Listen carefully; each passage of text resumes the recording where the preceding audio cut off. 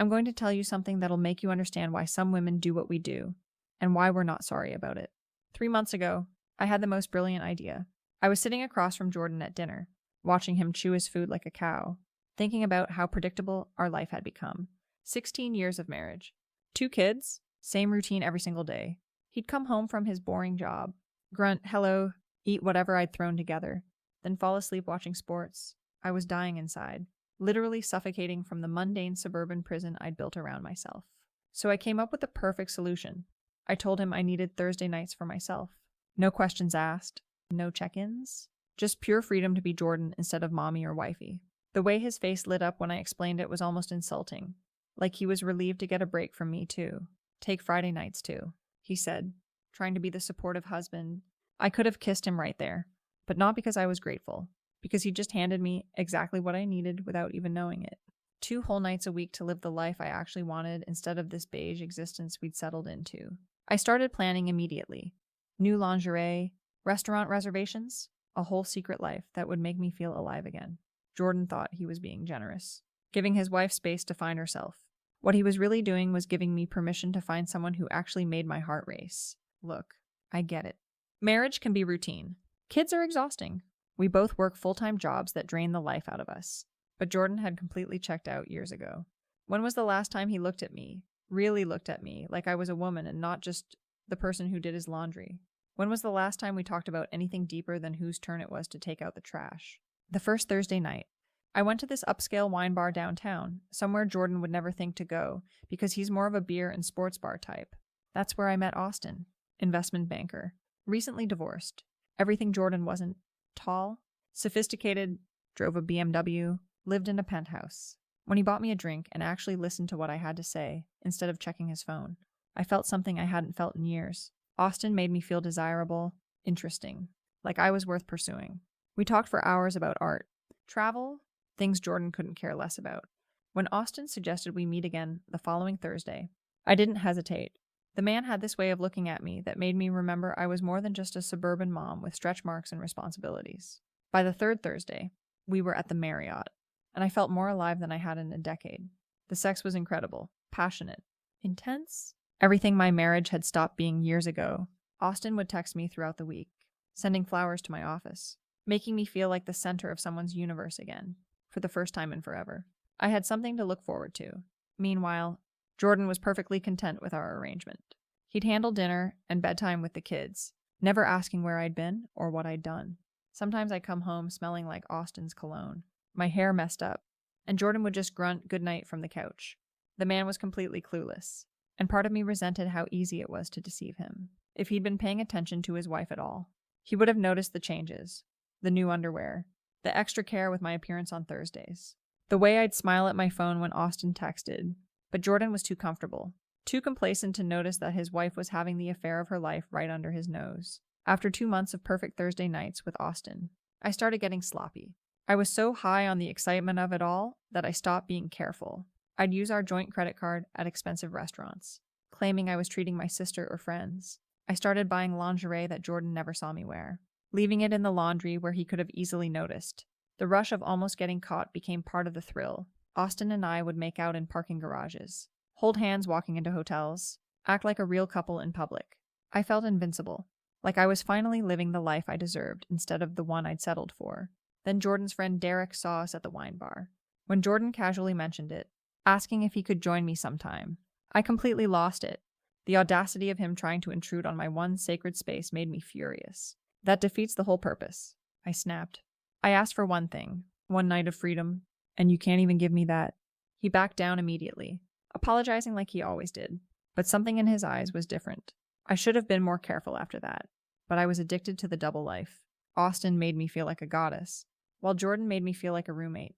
The contrast was intoxicating. I started criticizing Jordan more, pointing out how he'd let himself go, how boring he'd become, how he never wanted to try anything new. The truth is, his complacency had driven me to this. If he'd been a better husband, a more exciting partner, I wouldn't have needed to find satisfaction elsewhere. The fact that he hired a private investigator never crossed my mind because I genuinely believed he was too passive, too trusting to ever take action like that. Between us, I thought I had him completely figured out. Jordan was the type of man who avoided conflict at all costs. who'd rather pretend problems didn't exist than actually deal with them. So when he started being extra nice, offering to take the kids more often so I could have my me time, I just assumed he was finally learning to be a supportive husband. The night everything exploded, I was getting ready for another perfect evening with Austin. I'd bought new black lace lingerie, done my hair, felt absolutely radiant. Jordan kissed my cheek and said, "Have fun at book club," with that same oblivious smile. I should have known something was wrong when his brother Tom showed up to watch the kids, but I was too focused on my night ahead. Austin and I had just finished an incredible evening when there was a knock on the hotel room door. "Room service," Austin called out, but then I heard Jordan's voice. "Actually, it's Jordan, Jordan's husband. We need to talk." My entire world tilted. How could he possibly know where we were? When I opened the door in my hotel robe, Jordan was standing there with some woman I didn't recognize, holding a folder. The look on his face wasn't hurt or angry. It was cold, calculated, like he'd been planning this moment. He knew about Austin's ex-wife, about his history of affairs, had photos of us together, hotel receipts, everything. The woman with him was recording on her phone, documenting everything for divorce proceedings. I felt completely ambushed, like I was the victim of some elaborate setup. "You had me followed?" I accused him, but he just stood there calmly explaining how he'd given me exactly what I asked for, no questions asked, while hiring someone else to get the answers. Austin tried to act tough at first, but when Jordan mentioned the alienation of affection lawsuit and started talking about Austin's pattern of pursuing married women, I watched my sophisticated lover crumble. Jordan had changed the locks, packed my things, consulted lawyers, opened his own bank accounts, all while I thought he was just being his usual passive self. The man I'd underestimated for years had completely outmaneuvered me, standing there in that hotel hallway, watching my perfect Thursday night fantasy collapse. I felt like I was seeing my husband for the first time. The divorce proceedings were a nightmare. I tried every angle I could think of, claiming Jordan was abusive and controlling, that our Thursday night arrangement was basically an open marriage, that he'd entrapped me by hiring the PI. None of it worked. Jordan's lawyer had documentation of everything. My affair? My financial deception. I'd been saving money in a secret account for months. My abandonment of parental duties. The judge wasn't sympathetic to my arguments at all. When I showed up to court in a white dress, trying to look innocent and victimized, the judge actually commented on it. Jordan got the house, which was inherited property anyway, primary custody of the kids, and I got almost nothing. No alimony, minimal visitation, just my car and whatever was left in our joint accounts after legal fees. But the worst part was Austin. The second Jordan's lawyer came after him for alienation of affection. Austin completely abandoned me. He paid Jordan $20,000 to make the lawsuit go away, then blocked my number and transferred to another state. When I showed up at his office, desperate and humiliated, security escorted me out. The man who'd made me feel like the most important person in the world disappeared the moment it became inconvenient for him. I was left with nothing. No husband, no lover, no house, limited access to my own children. Jordan had systematically destroyed my entire life while I was busy living in my fantasy world. The kids figured out what happened despite our attempts to shield them, and now they look at me differently. My daughter, Olivia, asked me why I chose Thursday nights over them, and I had no answer that didn't make me sound selfish. Everyone in our social circle knew the truth, and suddenly I was the pariah instead of the victim I'd tried to portray myself as. Look, I'm not going to sit here and pretend I didn't make mistakes. Fine. Yeah, I had an affair, but Jordan pushed me to it with years of neglect and taking me for granted. He turned me into a stranger in my own marriage, then acted shocked when I found someone who actually appreciated me. The way everyone rallied around him like he was some innocent victim made me sick. 18 months later, I'm living in a cramped apartment, working full-time at a job I hate, watching Jordan rebuild his life while mine falls apart. He's dating someone now, a nurse who's age-appropriate and actually seems to care about my kids. They love her, which kills me more than anything else. She takes them to soccer games and helps with homework, playing the role I should be playing.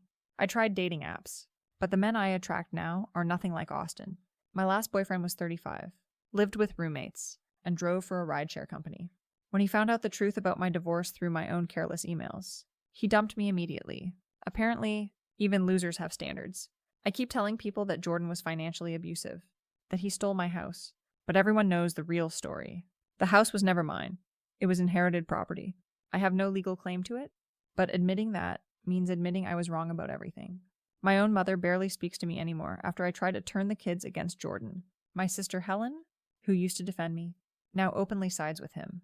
The kids see me every other weekend, when I can manage it, but they're distant and resentful. They know I chose my Thursday nights over them. And no amount of explanation can undo that damage. I still get drunk sometimes and text Jordan, alternating between begging for another chance and calling him every name in the book. He never responds, which somehow makes it worse. I see him around town occasionally, and he looks content, peaceful, like removing me from his life was the best decision he ever made. The truth is that deep down, I know he's right.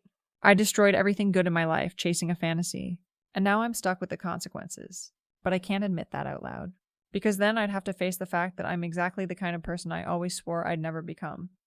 Selfish, destructive, and completely alone because of my own choices. So here I am, telling you this story like it's something that happened to me instead of something I caused, because it's easier to blame Jordan's boring predictability than to admit I threw away a family for Thursday night hotel sex with a man who couldn't disappear fast enough when things got complicated. But between us, I'd probably do it again.